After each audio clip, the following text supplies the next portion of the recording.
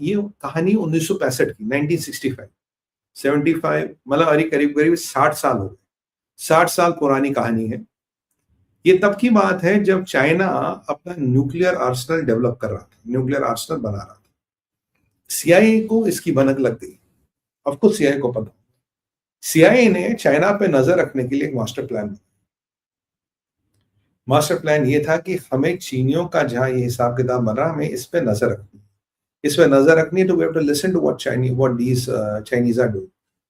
तो डिसाइड किया गया कि भारत को संज्ञान में लो। देखिए, जो पीछे इंडियन ओशन में ऑपरेशन हुआ था, मैंने कहा था भारत को 100% पता है, बिना भारत के बोल के हो नहीं सकता। आज वो चीज वैलिडेट हो जाएगी। अगर 1965 में भारत सीआईए के साथ कॉपरेट करता था, आज तो करेगा ही करेगा। तो बोला क्या करेंगे, बोले कि लिस्निंग डिवाइसेस हमें लगाने पड़ेंगे, जहां से एंटेनाज और वो सिग्नल इंटरसेप्टर्स वगैरह वो लगाएंगे। तो डिसाइड हुआ था नंदा देवी पीक पे ये सब लगेगा, which is the second tallest peak in India, इस पे हम ये सब लगाएंगे, ये डिसाइड हुआ। और एक टीम आई सीआईए की और टीम भारत से जाती है, इनके साथ इक्विपमेंट जाता है। अब सवाल ये हुआ, अगर इतनी हाइट पे इक्विपमेंट लगा भी दोगे तो भैया पावर कहां से आएगा? तो डिसाइड किया गया RTG, यानी कि radio isotope thermo electric generator, यानी कि जो जनरेटर जिसमें उसमें कोई मूविंग पार्ट नहीं होता, बाय द वे, ये न्यूक्लियर फ्यूल से पावर्ड होता और ये दशकों तक चलता रहता अगर इसको छेड़े ना। दुनिया में अब भी कई साइट्स ऐसी हैं जहां ये ऐसे RTG जनरेटर या रेडियो आइसोटोप थर्मल जनरेटर्स लगे, radio isotope thermo electric generators वहां पे लगे। ये कई साइट्स अब भी है। तो ये डिसाइड किया वहां लगाएंगे। तो अब ये इंडियन टीम गई, अमेरिकन टीम गई, नंदा देवी के ऊपर जा रही थी, एवलांच आ जाता। एवलांच आ जाता तो इतना भयंकर एवलांच होता, तो सामान को वहीं वो कहीं डंप कर देते हैं और वो नीचे आ जाते हैं कि एवलांच भयंकर था। कुछ टाइम बाद एवलांच का मौसम रुकता, ये फिर ऊपर जाते हैं, कहते भाई सामान तो मिला ही नहीं, जनरेटर तो मिला ही नहीं, कहाँ गया? और तब से अब तक 60 सालों में वो जनरेटर मिला नहीं। और हर 5-10 साल में गंगा वाटर का रेडियो एक्टिविटी नापी जाती है, क्योंकि उसमें प्लूनियम कंटेमिनेशन तो नहीं आ गया। अब नंदा देवी के ग्लेशियरों से गंगा जी में पानी आता है, it's fed by Nanda Devi glaciers. और अगर वो चीज ऊपर कहीं है, अगर अभी भी ठीक ठाक है तो कोई दिक्कत नहीं है, अगर ठीक ठाक नहीं है, अगर वो रेडिएशन लीक करे या कुछ करे, तो वो रेडिएशन जाके गंगा वाटर में मिल सकती है और पूरा भारत इंपैक्ट हो सकता है। ये तो हो गई हेडलाइन, ये तो हो गई सुर्खियां, पर इसके अंदर की कहानी क्या? देखिए, प्लूनियम, आप जानते हैं कि प्लूनियम से ही न्यूक्लियर बम बनता है। जब यूरेनियम का एनरिचमेंट 100% होता है तो एक मेटल कोर बनता है प्लूनियम, प्लूनियम को डेटोनेट किया जाता है, उसे एटम बम कहते हैं। अब लकली यहाँ पे एक माता रानी की कृपा, महाकाल की कृपा ऐसी है कि शायद हम बच जाए, क्योंकि जो प्लूनियम बम में यूज होता है उसका हाफ लाइफ, यानी कि उसकी मारक क्षमता जब तक आधी होगी, करीब 2400 साल, 2500 साल होता है। पर ये जो प्लूनियम इसमें यूज किया जाता है आरटीजी में, यानी कि radio isotope thermo electric generator में, इसकी हाफ लाइफ 87 ईयर्स होती है, 87 साल। और ये जो प्लूनियम का वेरिएंट है, ये PU-238, प्लूनियम 238, ये प्लूनियम PU-238 isotope radio active isotope है, इसमें यूज किया जाता है। इसमें बम वाला आइसोटोप यूज नहीं किया जाता। PU-238 की लाइफ होती है 80, हाफ लाइफ होती है 87, यानी कि 87 ईयर्स में इसकी मारक क्षमता आधी हो जाएगी। और ये जो जनरेटर बनता है, इसमें 4 से 5 किलो का प्लूनियम मात्र डाला जाता है। और ये माना जाता है जो 60 साल हो गए, लगभग 60 साल पहले जो जनरेटर होते थे, शायद उनमें 2 से 2.5 किलो प्लूनियम ही डाला गया हो, इससे ज्यादा प्लूनियम नहीं डाला गया हो। तो वो पूरी संभावना है। तो worst case 2.5 kilo plutonium, best case 4.5-5 kilo plutonium हम यहाँ देख रहे हैं।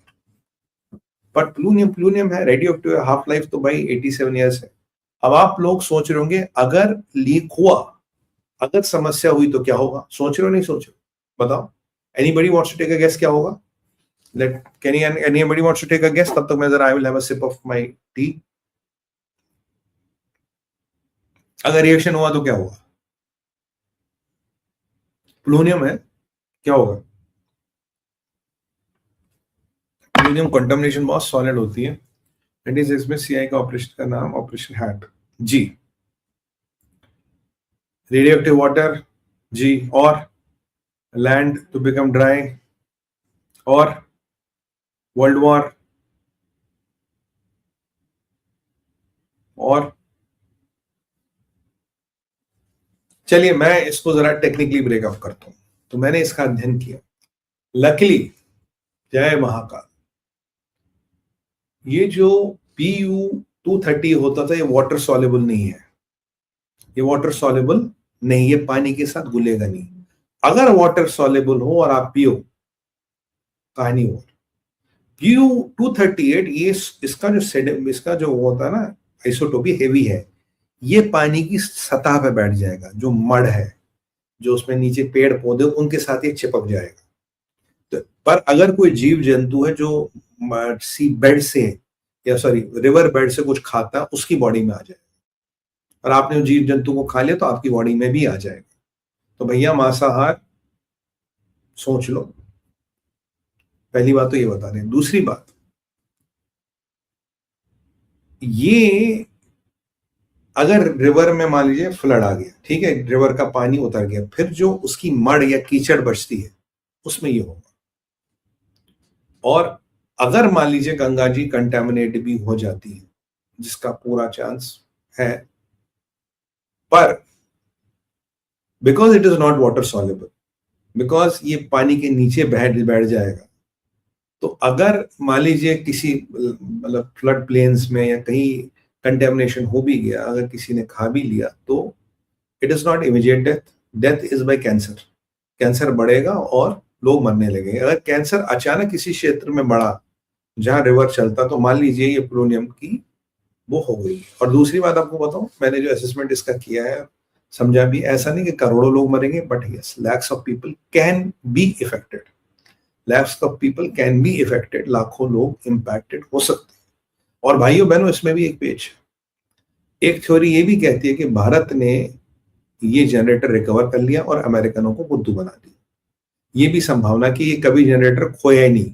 कागजों पे एजेंसियां एक दूसरे के साथ खेल खेलती, कागजों पे हमने बोला जी हमें तो जनरेटर मिला नहीं, बट इन प्रैक्टिकलिटी हमने जनरेटर रिकवर कर लिया, जनरेटर को जहां जो करना था कर दिया, हमारा सुरक्षित है और इसलिए हम मुतमईन हैं। दूसरा है कि नहीं मिला, और अगर होता तो ये सब होगा जो मैंने आपको बताया। ऐसे नहीं करोड़ों मरेंगे, बट ऐसा नहीं कुछ हो, बट हाँ, फिर आपको रिवर को साफ करना बहुत लफड़ा है। It's hell of a job. और आप जानते हैं कि गंगा जी पे हमारा कितना जीवन निर्भर है। तो मतलब कोई छोटा मसला भी नहीं है, बड़ा नहीं है। और मैं तो बोलता हूँ जो थ्योरी आई है कि भारत ने ऑलरेडी रिकवर कर लिया और गोरों को बुद्धू बनाया, let that theory be true, that is in the supreme national interest of the country. पर हाँ, इतना भी घबराने की बात नहीं, और घबराने की बात है भी। तो मतलब it's not a happy situation if we can conclude it, but technically क्या होता है और क्या नहीं होता, कौन सा रेडियो एक्टिव आइसोटोप, उसकी हाफ लाइफ कितनी, मैंने आपको बता दी। वैसे 20 अगर 20 सालों में वो कहीं पड़ा भी तो उसकी मारक क्षमता आधी हो जाएगी, और 87 ईयर्स में उसकी मारक क्षमता आधी हो जाएगी। तो जितनी इसकी मारक क्षमता आधी हो जाती है, उतना ये कम डेंजरस बन जाता है। ऐसा नहीं कि इसका डेंजर खत्म होगा, कम डेंजरस बनेगा। तो अब तक प्रभु की अनुकंपा है, तो उम्मीद करते कि आगे भी हो, या हमने उसको रिकवर कर लिया। दोनों में से जो भी बात हो, जो भी महाकाल की इच्छा वही होगी। मैं कई बार आपको कहता हूँ, भारत धर्म से चलता है, और कहीं ना कहीं प्रभु की, यहाँ हमारे भगवानों की असीम अनुकंपा है इस देश पे। जो मैंने आपको बोला लाखों मंत्र जप हुए, उनकी असीम अनुकंपा है कि ये देश अब भी चलता है। कितनी विपदाएं, कितनी त्रासदियां आई, पर देश चल रहा है और देश चलता ही रहेगा। ये भी एक सत्य है भाइयों, ये भी एक सच है। This is the fact about India. यहाँ भगवान की असीम, जो हमारे माताएं बहनें रोज पूजा पाठ करती है, जो हर घर में मंदिर है, जो हर घर में दिया जलता है, शंखनाद होता, वो कहीं ना कहीं इस देश को बचा के हुए हैं। आपकी माता, आपकी पत्नी, आपकी बेटा, आपके पिताजी जो पूजा करते हैं, उससे ये देश भी बचता है। ये एक सत्य है, ये it's a fact of life. नहीं तो यहाँ बहुत सी ऐसी चीजें जो कुछ भी हो सकता है। तो भगवान का पूरा आशीर्वाद है भारत पे। ये जो मंत्र जाप से आपने